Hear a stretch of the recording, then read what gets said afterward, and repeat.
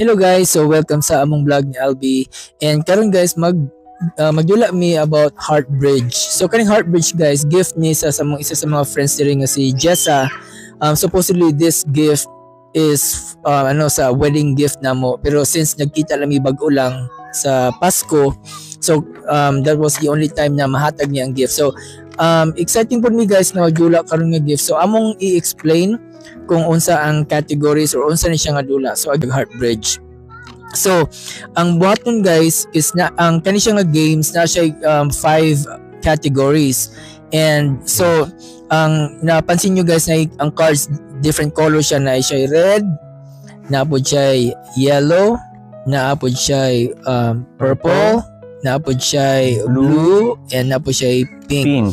So ang red guys represents for consultation. Ang yellow represents emotional intelligence, ang purple represents life, and blue represents relationships, and ang pink desires. So ang buhaton na mo is i-shuffle na mo ang deck of cards, then mag-discuss me og unsa nga mga personal views or opinions. Depende po guys kung unsa nga color ang amo or category sa amo ang ma-pick. So mag-pick na mi guys. So exciting ni siya. So amo na siyang vlog every day. So ang nabunot ni Berbalo is ang purple, which is life. So question ani guys. So pakita biyang mo na ang question. When you were a child, how did you imagine adulthood, and how does that compare to reality? So wala siya guys ang question. So when you were a child, how did you imagine adulthood, and how does that compare to reality? So ako na. So when you were a child, so una di ba, so bata pa ko, yung gusto siyempre di ba lahat ng mga bata naman we're dreaming about a good life. Siyempre di ba, I came from a very poor family. Mahirap yung buhay, lahat ng mga ginugusto ko kailangan ko pang pagtrabahuan, tapos humihingi pa ako ng pera sa parents ko para lang ma-afford yung gusto kong ipabili, like especially like Christmas, di ba?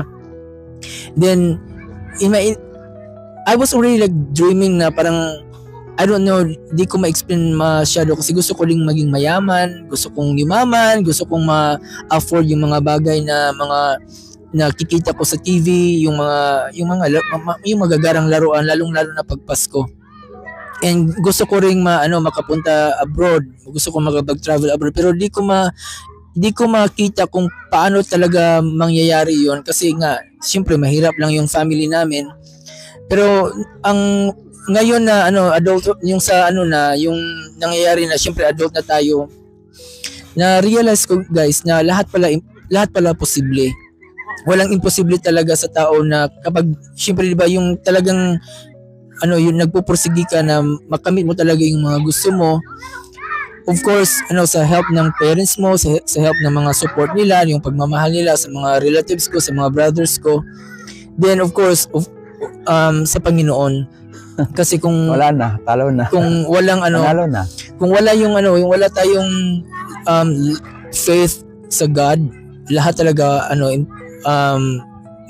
mahirapan ka, magiging imposible lahat. So yun guys, yun yung yung reflection ko.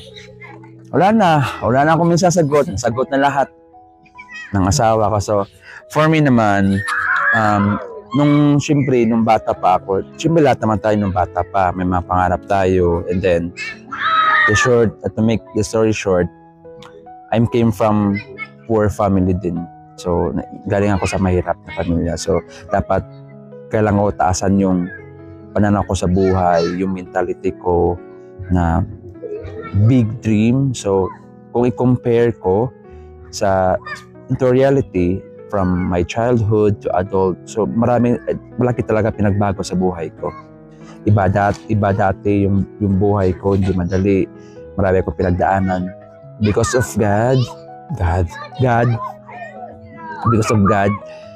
Yun, natuto akong mangarap, natuto akong makumbaba sa sarili, lalo na yung sa mga tao na maliit yung pananaw sa ibang tao. And then, yeah, that's it guys. So, that's life.